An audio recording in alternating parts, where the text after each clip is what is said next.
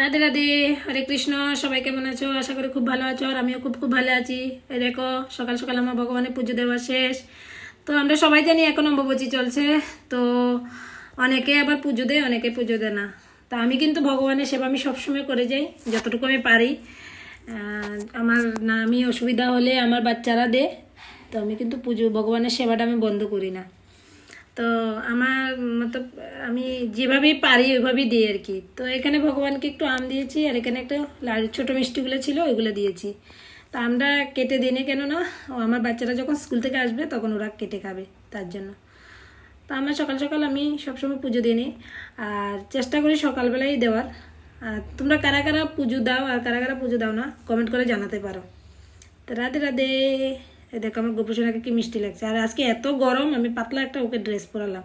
ভারী ড্রেস পরালে মনে হয় আমার ওর কষ্ট হয়, এমন মনে হয় আমার। রাধে রাধে।